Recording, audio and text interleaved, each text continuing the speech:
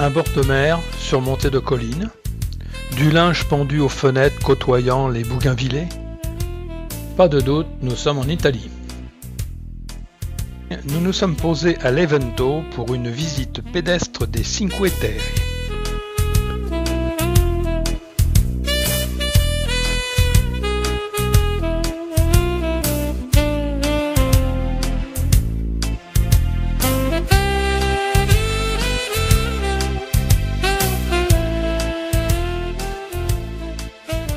Mais avant de partir randonner de village en village par le circuit panoramique, je dois vous présenter les Cinque Terre.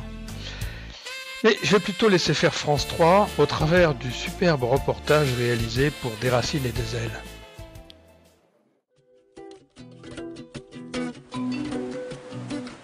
C'est un petit territoire côtier. 4200 hectares à peine. Mais un site spectaculaire.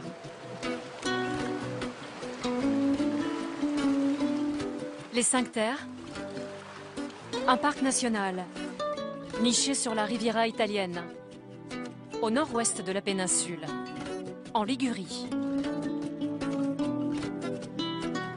Un parc qui s'étend sur 20 km de côtes rocheuses.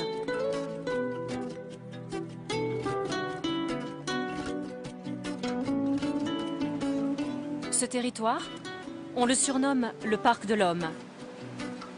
Car depuis près de 1000 ans, les hommes ont façonné ce paysage abrupt, de collines qui tombent dans la mer.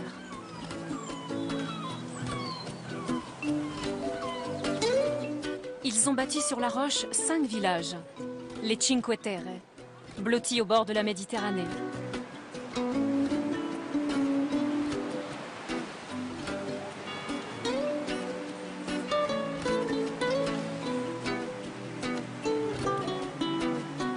Les habitants des Cinque Terre ont aussi construit et cultivé des terrasses. Il reste aujourd'hui près de 7000 km de murs. C'est la petite muraille de la Ligurie.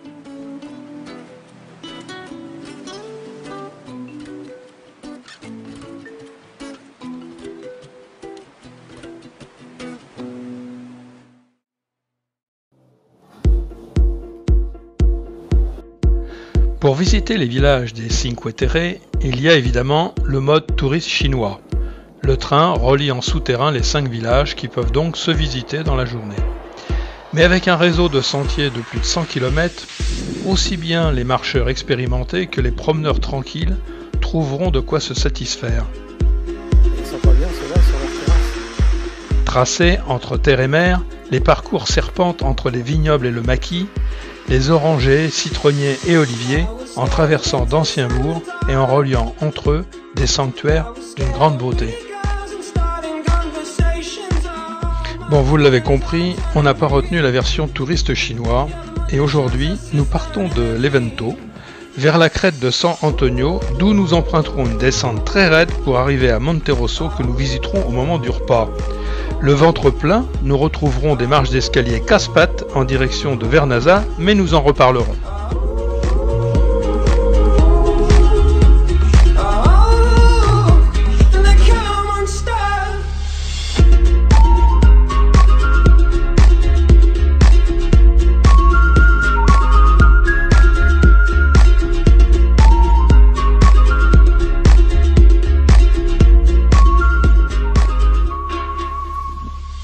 Non, non, c'est pas nous.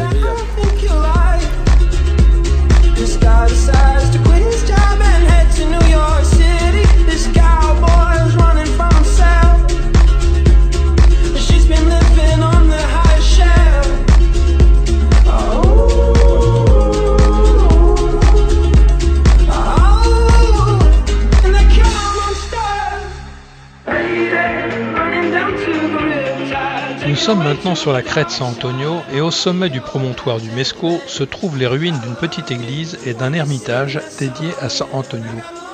Le bâtiment le plus ancien, dont il reste un mur, l'abside et une partie de la voûte, date du XIe siècle. Une grande partie des pierres de l'édifice a été utilisée pour la construction du phare abandonné et d'autres malheureusement soutiennent les marches qu'on ne va pas tarder à emprunter. On jouit d'un immense panorama sur la mer, de la pointe de Portofino à Rio Maggiore au bout des 5 terres. Et en bas, Monterosso, premier village de notre périple.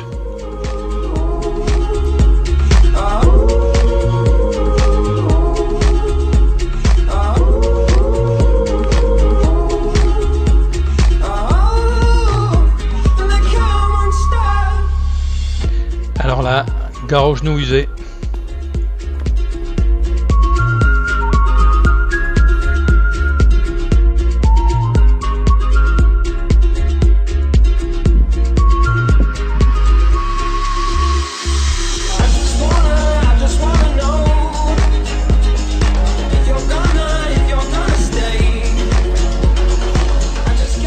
Au bout de la plage de Fegina, une statue singulière de 14 mètres de haut et 17 tonnes, réalisée en 1910. Elle représente Neptune et son énorme coquillage servait de piste de balle. Les bombardements, la tempête de 1966 ont quasiment détruit l'œuvre, restaurée en partie.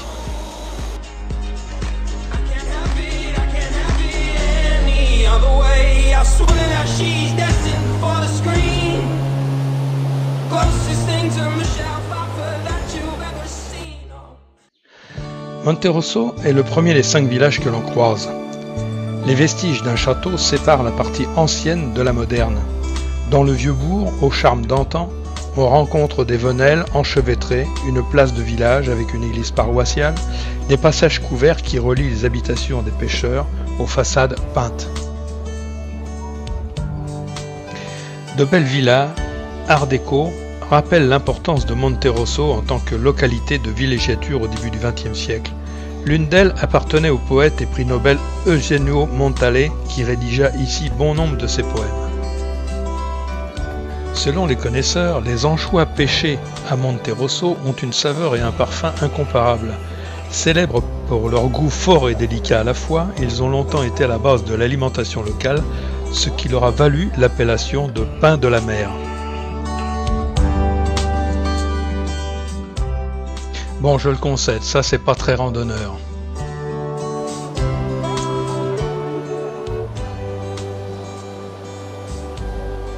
Et tout à l'heure, nous étions là-haut. Bon, allez, on va aller les brûler, les calories de ce mojito. Départ de Monterosso pour Vernazza.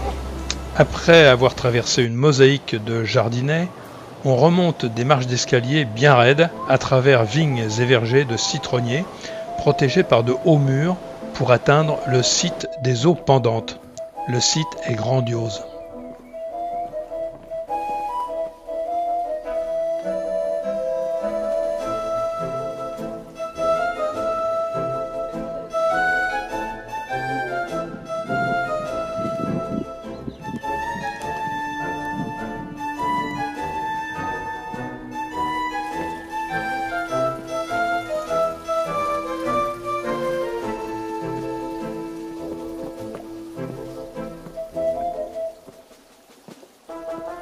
Fini les marches? Mais pas du tout.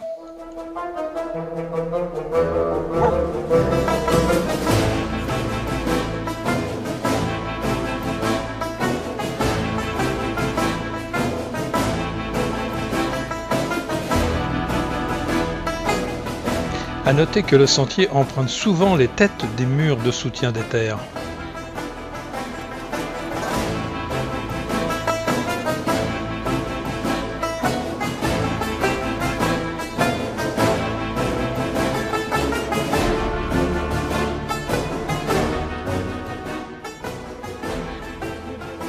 Bon, faut y venir ici, hein. Faut pas oublier le pas. Au détour du sentier, jus de citron, jus d'orange avec les fruits cueillis sur l'arbre.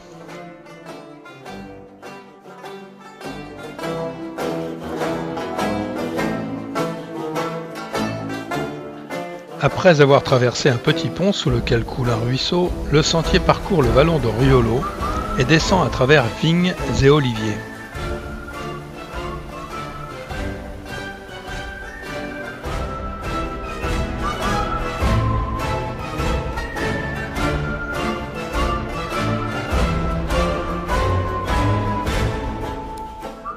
Vernazza est en vue.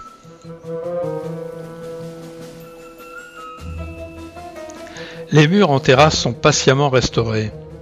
Ils sont en pierre sèche et la technique de construction n'a pas changé depuis 1000 ans.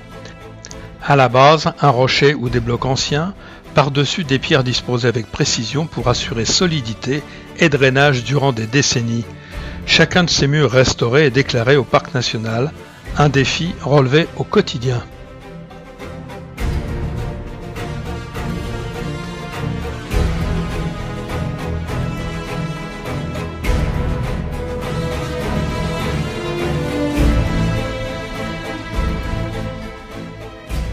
Une rapide descente panoramique au-dessus de Vernazza s'effectue à travers terrasses et vignes.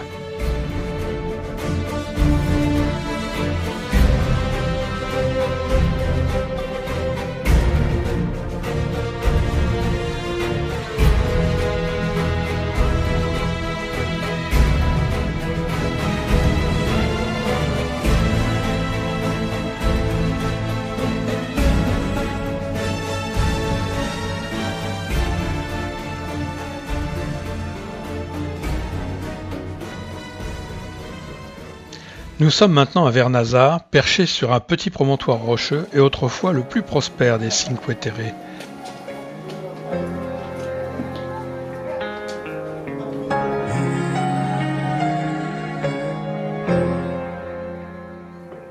Le village est difficilement accessible par la route, c'est donc avec le train et les sentiers côtiers.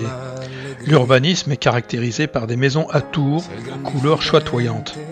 Le 25 octobre 2011, Vernazza a été frappé par des pluies torrentielles, inondations et coulées de boue ont laissé le village enfoui dans plus de 4 mètres de boue et de détritus, causant plus de 100 millions d'euros de dégâts.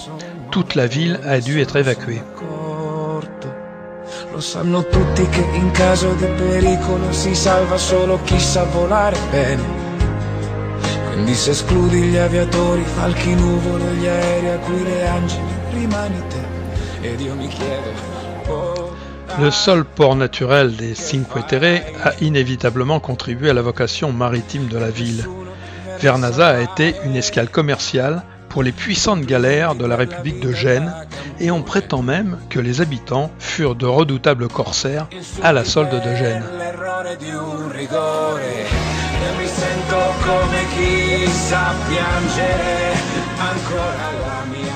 Bien, le train va nous ramener pour une bonne douche avant un délicieux plat de spaghettis.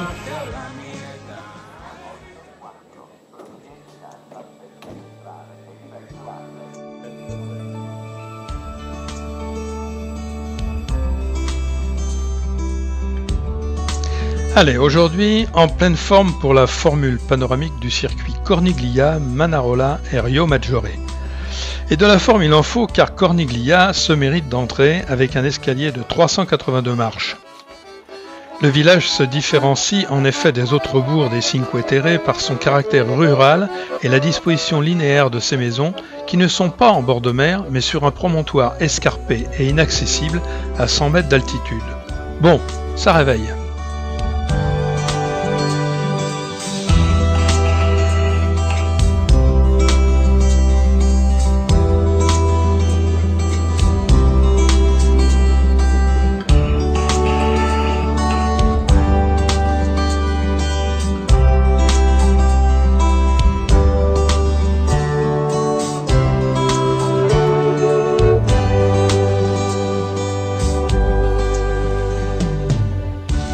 L'église Saint-Pierre a été construite en 1334 sur les ruines d'une chapelle préexistante.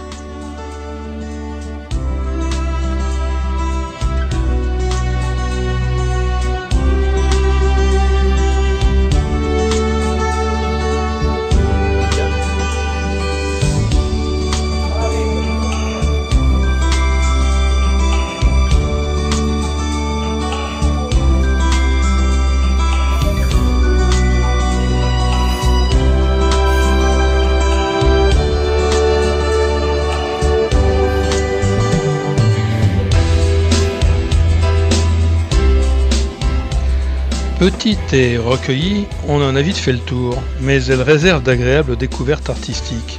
Et on profite d'ici d'un panorama à couper le souffle sur la côte, peut-être l'un des plus beaux de la région. Alors petit parcours en arrière sur ce qu'on a déjà parcouru.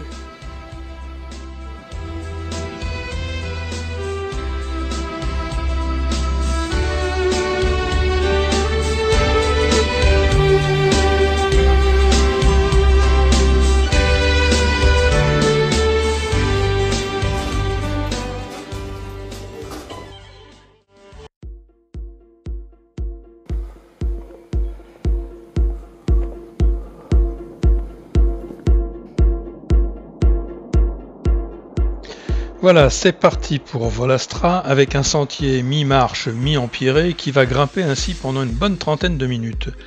La pose photo est la bienvenue avec des vues splendides sur Corniglia et au loin Manarola.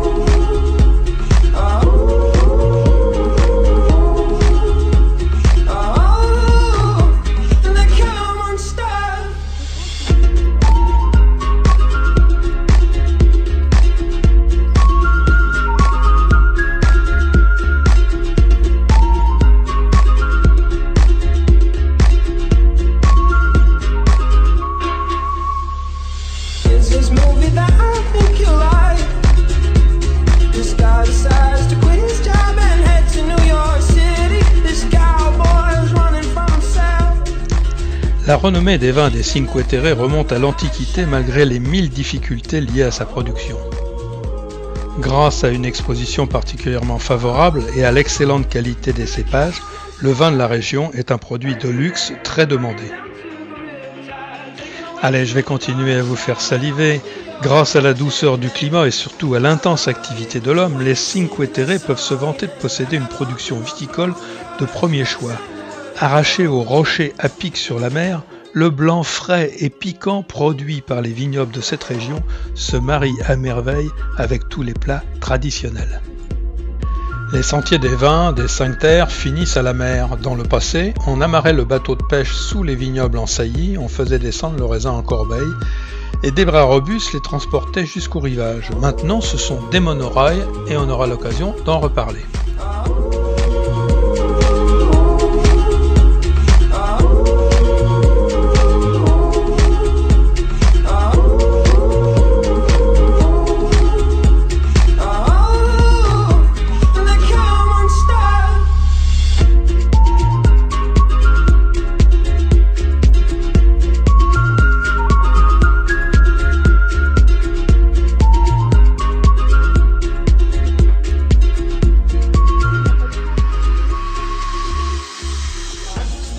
Un régal pour les genoux.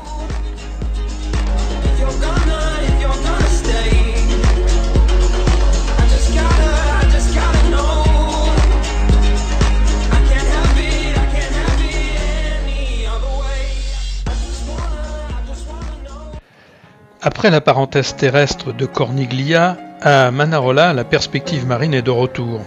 Construite dans un couloir naturel qui se termine par un promontoire rocheux, la ville fut fondée à la fin du XIIIe siècle à la suite d'une épidémie de peste par les habitants de Volastra, hameau à l'intérieur des terres.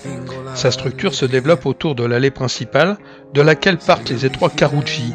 La même allée, jusqu'à il y a quelques décennies, était traversée par le torrent Rio Gropo, et pour passer d'une rive à l'autre, il fallait emprunter l'un des 11 pontons en pierre. Comme ses sœurs, Manarola est caractérisée par la présence de maisons-tours et des habitations de pêcheurs, dont les façades peintes au ton pastel contrastent de manière saisissante avec la couleur anthracite de l'énorme rocher qui les soutient.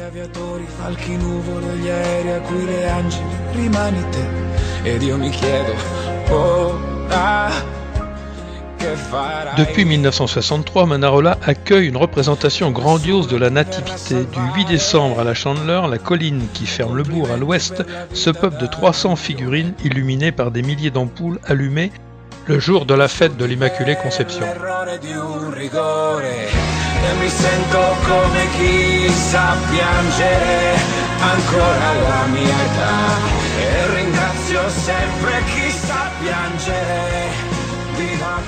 Mais déjà nous voilà repartis pour Rio Maggiore.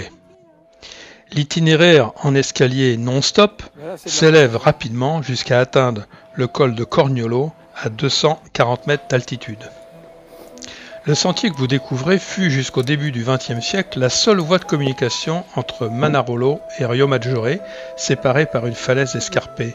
Le sentier traverse la Costa del Corniolo, où sont encore bien visibles les terrasses réalisées en pierre sèche où l'on cultive la vigne. Attention, ce sentier n'est à pratiquer que par des randonneurs habitués aux sols difficiles.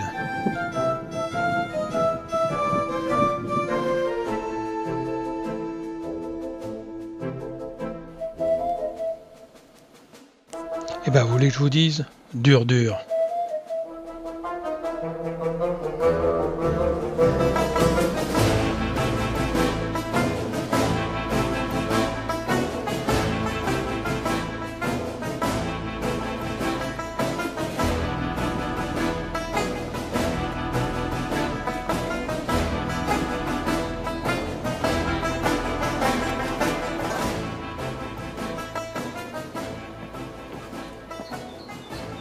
Mais qu'est-ce donc que ce monorail omniprésent au milieu des vignes? Retournons poser la question à l'émission des Racines et des Ailes. Une véritable mosaïque de pierres colorées, enchâssées dans la verdure. Ce sont des oliviers, et surtout des vignes, qui grimpent sur les flancs escarpés des collines. Sur les 5 terres, on trouve des vignes jusqu'à 350 mètres au-dessus du niveau de la mer.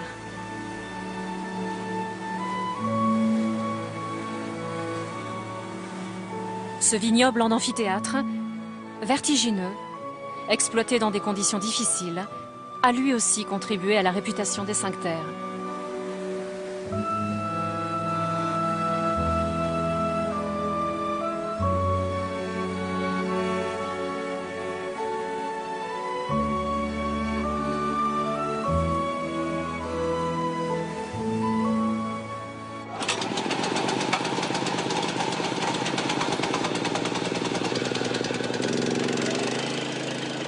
Cesare possède un vignoble sur les hauteurs de Manarola. À chaque fois qu'il veut travailler sur ses terres, il a recours à ce monorail. La pente ici frôle les 50 degrés. Depuis la fin des années 90, une 50aine de monorails ont été installés dans tout le parc national, à la libre disposition des viticulteurs.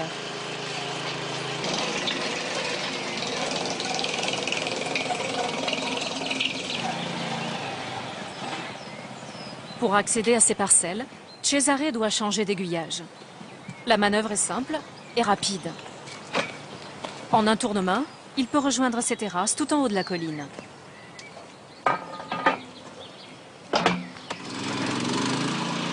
La grimpette dure une dizaine de minutes.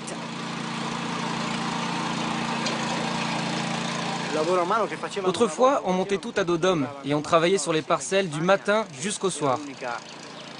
C'était la seule solution pour survivre. Aujourd'hui, c'est différent. Le monorail nous est devenu indispensable pour porter le matériel au bout de la parcelle.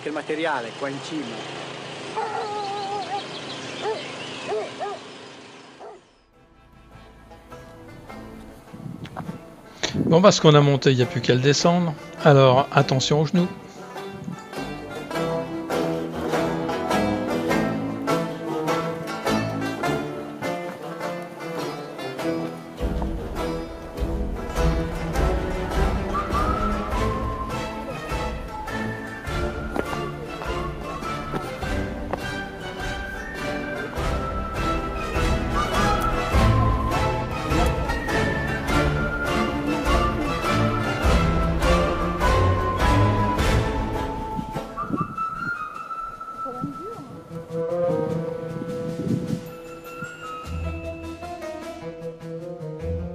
Allez, comme on dit en montagne, l'arrivée est proche. Rio Maggiore est le village le plus à l'est des 5 terres. Le long des coteaux de l'étroite vallée du torrent Major, dont le village tire son nom, Les maisons de Ryōmajure semblent s'épauler les unes les autres comme pour éviter de tomber. Sur 3 étages, aux façades peintes de couleurs vives, les maisonnettes imbriquées les unes dans les autres sont reliées entre elles par d'étroits petits escaliers. Généralement, elles conservent encore 2 entrées. Celle de l'arrière était employée autrefois pour échapper aux ennemis en cas d'attaque. Des venelles qui montent et qui descendent, où il est facile de se perdre, débouchent à l'improviste sur des petits potagers en fleurs où mûrissent les citronniers. Les principales ressources locales sont la production d'huile et de vin blanc AOC.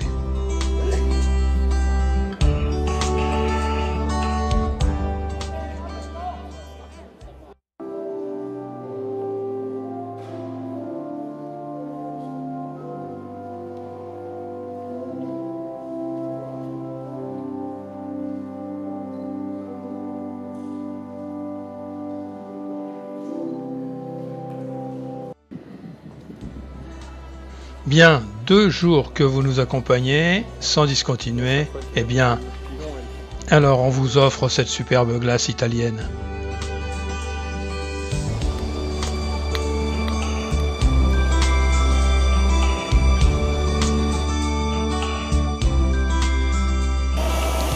Retour à Levento, et une dernière fois, je vais laisser des racines et des ailes conclure après cette superbe randonnée.